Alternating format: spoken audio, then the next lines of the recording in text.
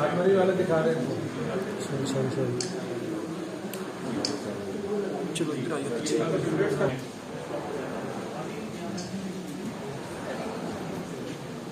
मैं आपसे दिन से आज पहली बार इससे पहले आया हुआ कौन सी क्लास में हो आप? फोर्थ और फिफ्थ के सारे बच्चे। बढ़िया, बताओ भी। ये डिफरेंट स्क्वाड्स हैं जो उनके टाइम डोगरा रूलर्स के टाइम में यूज होते थे। अपने आप को बचाने के लिए और उसको भी काट करने के लिए वैसी तलवारें जोड़ी वाली तलवारें दिखती थे वो कैसे उन्होंने एक पे बाद एक उन्होंने अपने आप में मॉडिफिकेशंस लाई ताकि उन्होंने सीधा स्क्वाड्स टाइप की। फिर उन्होंने वहाँ पे ये बातें आ गई जैसे थ्रो करने वाले होते थे उस टाइम में ये यूज होते थे। ये आपके वेपन्स आ गए। ये आगे वॉकिंग स्टिक अपने आप को छुपाने के लिए, प्रोटेक्ट करने के लिए, किसी को पता भी ना चले कि हमारे पास वेपन है। वॉकिंग करते थे अपने आप को प्रोटेक्ट करने के लिए। जैसे कोई भी किला हो गया, बहु कोट का किला, हमने छोटे छोटे वहाँ पे होल्स देखे हैं। ये स्नाइपर टाइप का काम करते थे जो एक ही जगह जो है ऊपर एक किले के टॉप पॉइंट पे रहते हैं। इनको नहीं मालूम होगा ना स्नाइपर किसको बोलते हैं? स्नाइपर किसको बोलते हैं बताओ जरा। है नहीं, देखो मैं आपको बताऊंगा। चलो जैसे आप देखो वहाँ पर उन्होंने पॉइंट बनाए होते थे, वहाँ से फिर वो ऊपर फायर करते दुश्मन के ऊपर या फिर जंगली जान या किसी के ऊपर, ठीक है। और जो सैनिक ये वाला काम करते थे जिनका निशाना अच्छा होता है उनको बोलते हैं स्नाइपर। क्या बोलते हैं? तो ये सारी चीज़ें थी वो जो एक जगह। देखो मैं आपको बताऊँगा, देखो उसे आ जाओ आप जब आप म्यूजियम में जाते हो उसमें कोई भी चीज़ देखते हो वहाँ पर नीचे ताकि कोई आप चीज़ छू ना खाओ, किसी को धक्का न लगे, कोई चीज़ खराब ना हो जाए, क्योंकि सब लोग आके देखेंगे। अभी जो ये चीज़ें देख रहे हो आप, आपने बसोली का नाम सुना है? कोई है बसोली का रहने वाला? कटवा का कोई रहने वाला है? नहीं है? एक एक करके देखो, ऐसे तो बिल्कुल ही दिखाई दे रहा ना। तो जिसने बनाया होगा 400 साल पहले, उसने कितनी वो बारीकी से बनाया है, कितना टैलेंट था उनका। तो ये आप देख लो, आप एक एक करके देखो। आपको जो इनको जो जेवर पहने हैं, जो ज्वेलरी पहनी है।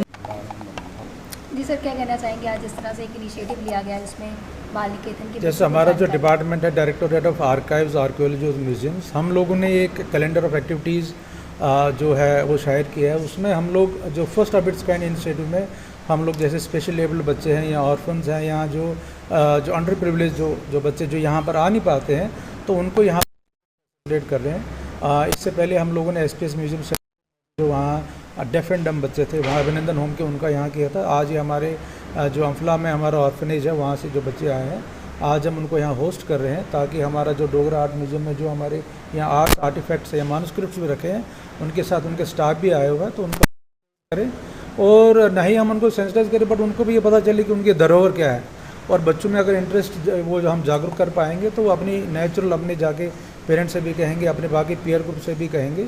और प्लस आप लोगों को यहाँ पर आए और आप लोगों की वजह से भी हम चाहते हैं कि लोग अपनी धरोहर को देखें, अपना जो वक्त गुजरा है, जो माजी गुजरा है, उसको पहचानें, अपने आप को रिलेट करें अपने कल्चर से, अपने ट्रेडिशन से, अपने लैंग्वेज से।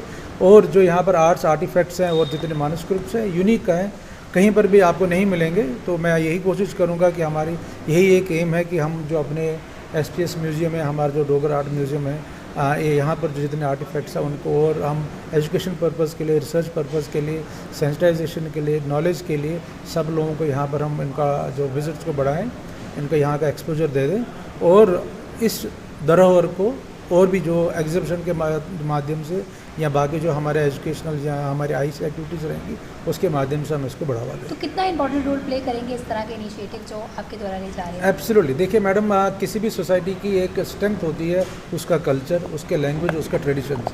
अगर ये हिस्ट्री भी है, हमारे मैन्युस्क्रिप्ट्स में भी लिखा गया है, जो रिलीजन फॉलो करता है उनकी रिलीजियस बुक्स में भी लिखा गया है कि आदमी की आइडेंटिटी जब कोई लूज़ कर जाता है, जब वो अपनी लैंग्वेज लूज़ कर जाता है, तो the whole society gets degraded. और जो चीज़ें यहाँ पर हुई हैं, जितनी अच्छी हुई हैं, जैसे आप देखेंगे, अगर आप यहाँ देखेंगे बहुत सारे मैन्युस्क्रिप्ट्स हैं जो सदियों पुरानी हैं, गुरुमुखी में लिखे हैं, देवनागरी में लिखे हैं, शारदा में लिखे हैं, तो वो सारी चीज़ें भी अगर लोगों तक पहुँचे और वो लोग समझे। और अभी आप ये को भी जान के खुशी होगी, हमारे पास यहाँ पर रिसर्च स्कॉलर्स आते हैं यूनिवर्सिटीज़ के यहाँ के, इवन फॉरेन स्टूडेंट्स भी आते हैं। तो ये रिच जो हमारा जो लिटरेचर है और इसका जो लैंग्वेज का जो पास्ट है, हमारे ट्रेडिशन का पास्ट है, तो उसको सामने लाने की ज़रूरत है, उसको पहचानने की ज़रूरत है। सर क्या आने वाले समय में कुछ नया? एब्सोल्युटली, यहाँ पर जो म्यूज़ियम के अंदर हम लोग इसको डिजिटाइजेशन की ओर जा रहे हैं। हम लोग नया वेबसाइट क्रिएट कर रहे हैं। हम जितने भी लोग घर बैठे एक वर्चुअल टूर कर पाएँ उसकी तरफ भी हम जो काम कर रहे हैं, और उसमें थोड़ा समय लगेगा, बट आने वाले समय में ये सारी चीज़ें इन प्लेस होंगी। बोलिए।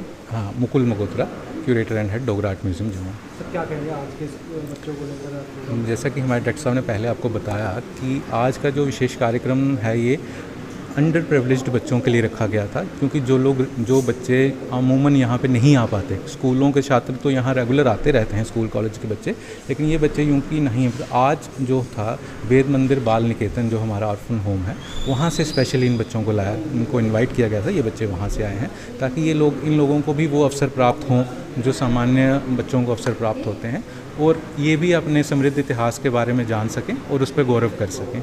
तो यही एक इस विभाग का प्रयास था आज।